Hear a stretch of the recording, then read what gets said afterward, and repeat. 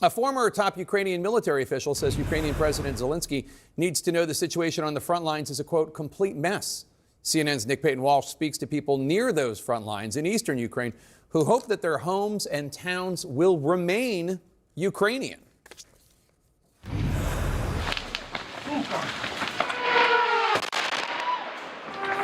Forget a moment about Alaska and imagine being here, where Russia is advancing, where its drones could not reach when we were there a week ago, despite the endless talk of a peace deal. It's exactly here that land might be swapped. There'll be some land swapping going on.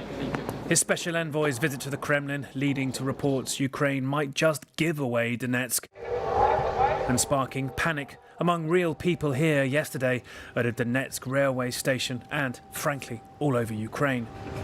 Speaking to European officials over the past days, one of the challenges seems to have been for them trying to clarify exactly what it was that US envoy Steve Witkoff was offered by the Kremlin. What are the bones and details of that potential deal? And that just adds to how unconventional this whole process feels.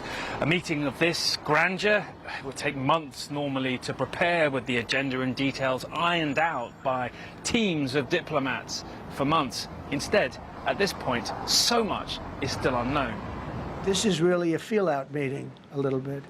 President Trump has lowered expectations for their first meeting in 6 years, while Russia keeps flaunting claims it's captured towns like this. Він точно не готується до припинення вогню і війни. President Zelensky clear, as the evidence supports so far, Putin does not seek peace. Так, як і раніше. Немає жодної ознаки, що росіяни отримали сигнали готуватись до післявоєнної ситуації. Навпаки, вони переміщують свої війська та сили таким чином, щоб розпочати нові наступальні операції. On the eastern front line, near this town, Dobropilya, reports Tuesday emerged of a notable Russian advance. The extent or permanence unclear, but enough to spark denials and reinforcements from Kiev. Wednesday, Zelensky will join German Chancellor Friedrich Merz and other key European leaders and, this time, President Trump to pre-game Alaska, clarifying, if the White House hasn't heard it yet, that Europe wants a ceasefire first and Ukraine at the table. But what awaits in Alaska? Likely only Putin and Trump.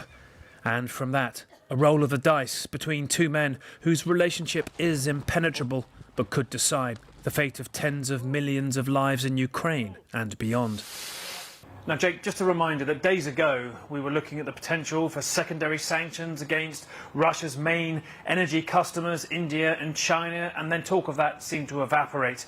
And now focus turned to this summit in Alaska on Friday. It was meant to really be make or break about a peace deal, but has now had expectations lowered so extensively that the White House referred to it as a listening exercise, that President Trump says he's going to feel Russian President Vladimir Putin out a bit as to what's possible. A lot changing fast as to what people think may be viable in this key summit. Ukrainians deeply anxious. They're not only not there, the potential for peace is much less. Jake? All right, Nick Payton-Walsh in Kyiv, Ukraine for us. Thank you so much. Joining us now to discuss Republican Congressman Don Bacon from Nebraska. Thanks for joining us, Congressman. So you told Canadian channel CBC that President Trump has been, quote, unpredictable and hit and miss on Russia. What topics or concessions would you advise President Trump to stay away from on Friday? He should not be offering land for peace, Ukrainian land, and he should have President Zelensky at the table. You know, it's too reminiscent of 1938 when the Prime Minister of Great Britain and the leader of France met with Hitler and, you know, gave away Sudetenland of Czechoslovakia and came back so they had peace in our time. We don't want that. Any negotiation has to have Zelensky at the table, and we have to force Putin to agree to that. He doesn't want to have Zelensky at the table. He doesn't want people to see Ukraine as an equal to Russia, or Zelensky is an equal leader to Putin.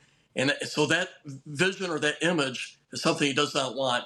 But we can't be giving concessions to Russia and rewarding an invasion, bombing cities, commit all these war crimes that Putin has done.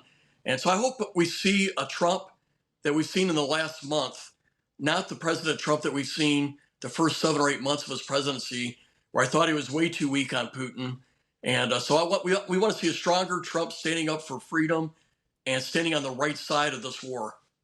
President Zelensky reiterated today that he is not willing to cede any land in eastern Ukraine because it would give Putin a springboard to invade other parts of his country. Do you agree with Zelensky, or do you think ultimately he will need to cede some land in order for there to be any sort of peace deal? Well, he clearly shouldn't cede any land that hasn't been taken by Russia. And that's been floated out there, that the whole Donbass or the whole, those 2 or 3 provinces that would totally be ceded over, not just the areas that Russia controls. I think that would be a terrible mistake.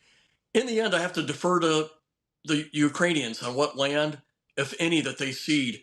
But I do think this: if any land is ceded to Russia, we must provide security guarantees to Ukraine, whether it's NATO or bilateral security guarantees, because I believe it's 95% certain that if we just do a truce, next year Putin will break it again and start the invasion all over again. And so whatever agreement is done, if Ukraine has to cede anything, security guarantees are very important to prevent Putin from doing this invasion again.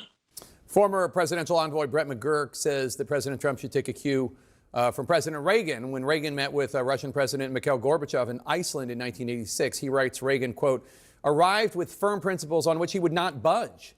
Reagan's refusal to budge, even at risk of increasing Cold War tensions, and the failed summit 1 month before midterm elections ultimately set the conditions for peace. Do you think Trump will be able to be that stern with Putin too, or do you think maybe his desire to strike a deal, to be seen as this great deal maker, might overtake the actual quality of the deal? He needs to be strong like Reagan, like we saw at Reykjavik, where Reagan walked away when he saw that Gorbachev was making demands that went against his principles. So we need Trump to have that same mindset. And that is a weakness with Americans in general. I mean, I study history. We want to get a deal. We want to get a deal fast. Because of that, our opponents know that, and we make unnecessary concessions and put ourselves in a bad spot. And a case in point, before President Trump's even met with Putin, he's talking about Ukraine having to do land swaps before he's even talked to Putin. And I think doing any kind of concessions before you even meet with Putin, that's a bad thing. And that's not just a President Trump thing. We see that on our side quite a bit. We're too eager to get a deal, and that puts us at a disadvantage. I wanted to get your response to something that Vice President Vance said over the weekend. Take a listen. I think the president, and I certainly think that America, we're done with the funding of the Ukraine war business. We want to bring about a peaceful settlement to this thing. We want to stop the killing. But Americans, I think, are sick of continuing to send their money, their tax dollars to this particular conflict. What did you make of that? I think he's wrong. First of all, I take offense when he says we're tired of sending money to the Ukrainian war business, or something like that. This is not the Ukrainian war business. This is the Russian invading Ukraine, an innocent sovereign country. That's the war we're in. This isn't Ukraine's war. This is Russia's invasion of Ukraine. And he seems to not have the moral clarity to see that, and it bothers me. And by the way, 2 out of 3 Americans support Ukraine. These guys are taking a political stand that most Americans disagree with. I wish our leadership in the White House stood tall on principle. We're the land of the free. We're the defenders of freedom. America is that bright light on the hill, and we should act that way. Trying to treat Ukraine and Russia as equals when one country is actually invading the other, that's a failure. So I'd like to see moral clarity out of our vice president on this. And I think he's standing with 1/3 of Americans, not the 2/3 in this. And if he spoke up more clearly, it would be more than 2 out of 3. Maybe we'd see 3 out of 4 standing here. So we need President Vance's or Vice President Vance's leadership here, not moral weakness.